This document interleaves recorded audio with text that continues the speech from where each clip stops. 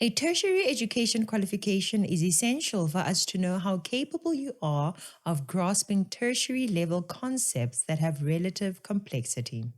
Is it too much to expect people entrusted with the resources and citizens of South Africa to have proven this capability? Welcome to Citizen Concerned, where we remind you to beware of the comrades.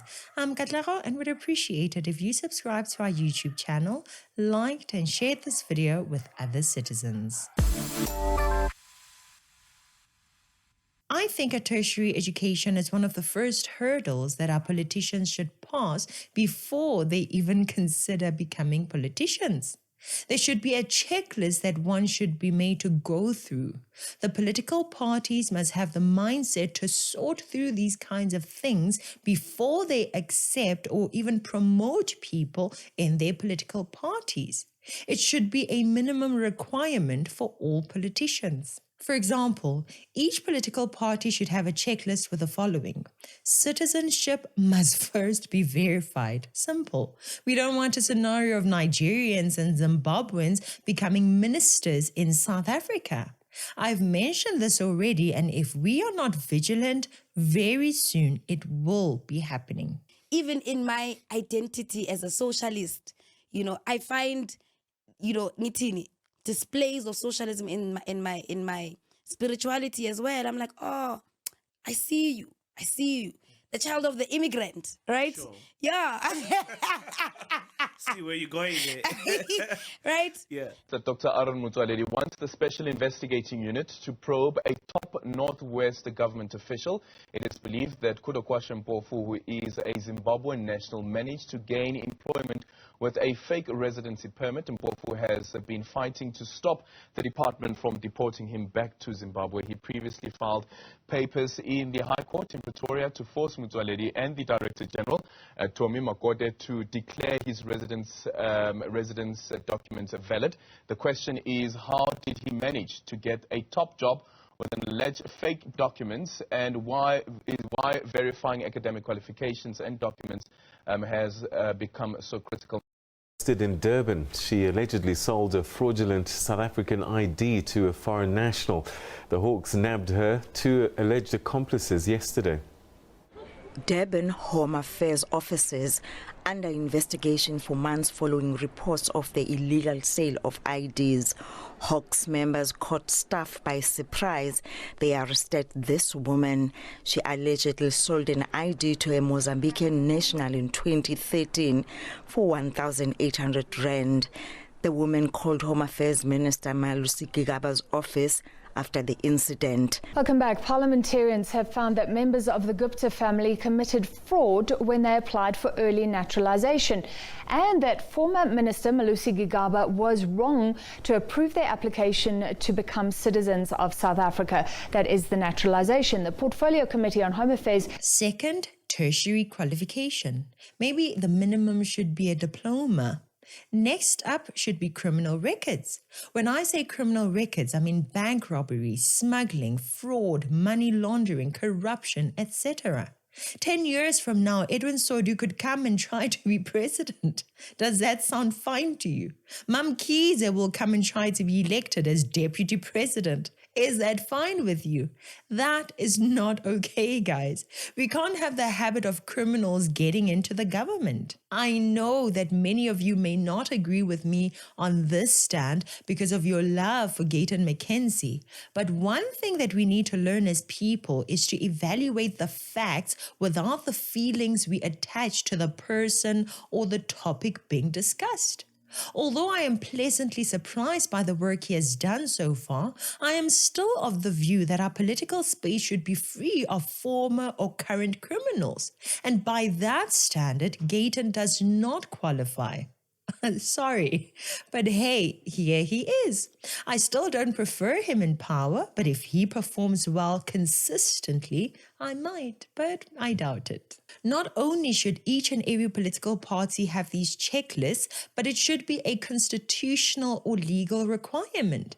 How does it make sense for bankers, lawyers, doctors to have qualifications and no criminal records, but for ministers and presidents to not have a bit of any tertiary education but a criminal record.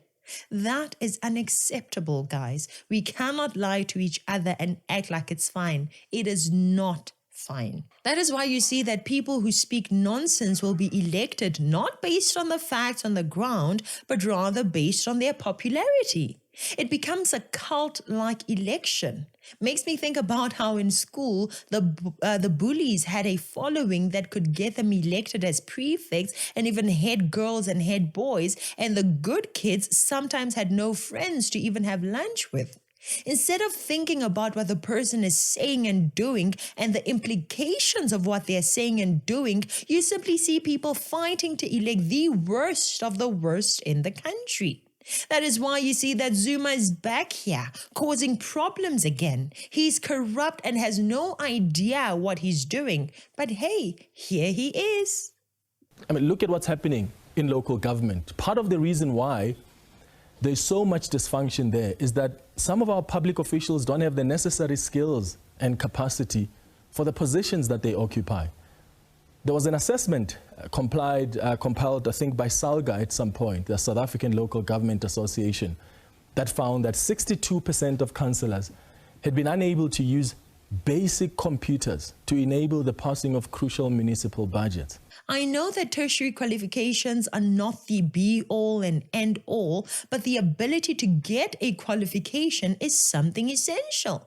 We can't have a habit of complaining about Floyd Shivambu's political science qualification and Julius Malema's youth development qualification and complaining about lawyers and social justice qualifications when the DA actually has a bunch of its leaders who do not even have a college certificate. Who remembers when Julius Malema used to get laughed at for not having a qualification?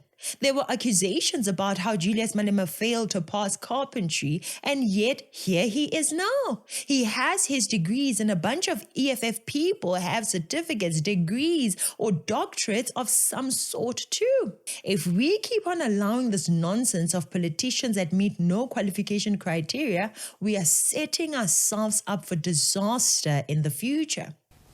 The presidency also indicated a while back that only 53% of senior municipal managers meet the minimum competency levels. So with this reality, of course there will be dysfunction. But the problem is some of our political parties don't even deploy people with capacity.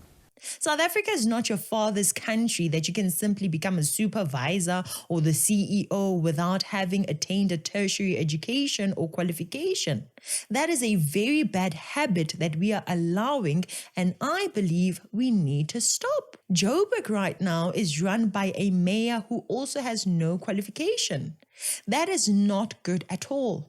While we have some ministers from the DA having qualifications of some sort, we also have some of them with no qualification, and that is not okay. The DA needs to get itself in order, just like the EFF and the ANC has tried to.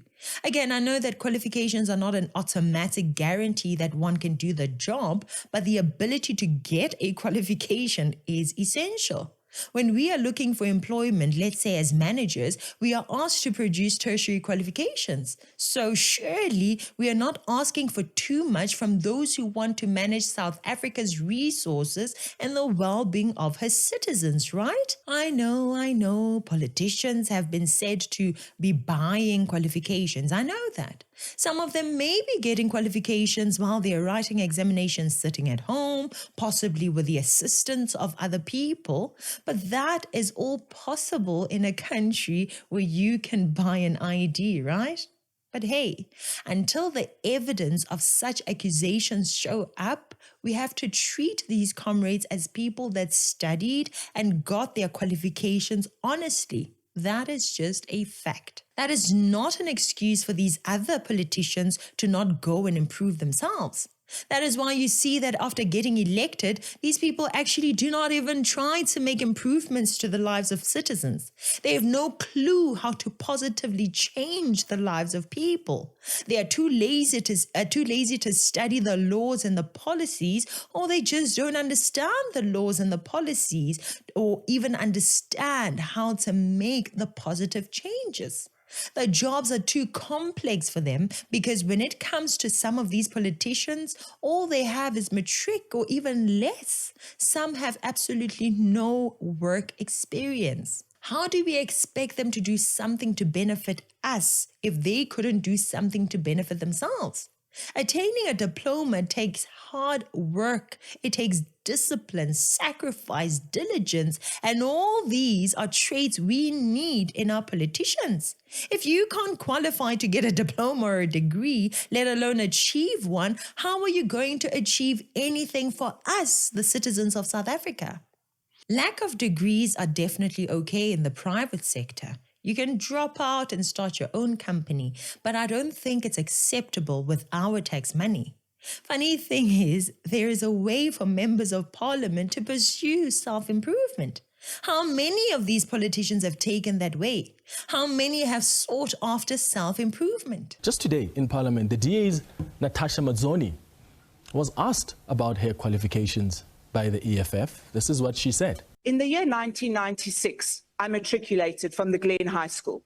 I have not completed a law degree, neither have I ever said that I've completed a law degree. I am, however, now in my 4th term of Parliament, and please believe me when I tell you, I am a master in manners, and you would do very well to learn a little bit from me. Thank you so much for the question. You simply belong to a political party and there you go. With no degree or diploma, in some instances no certificate, you simply are collecting our taxes. More than 1 million rands in salary every year.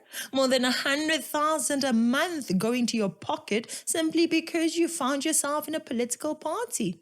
No, guys, no. Kwamanda of the Al Jamar party has been tasked with leading a city with a budget in the billions. His qualifications, no more than grade 10.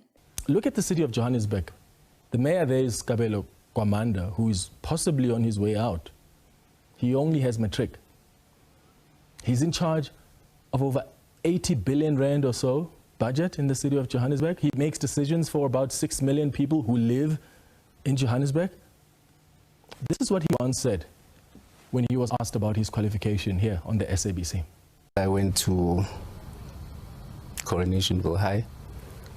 It's a colored high school of which I was able to get an understanding of how different ethnic groups and orientations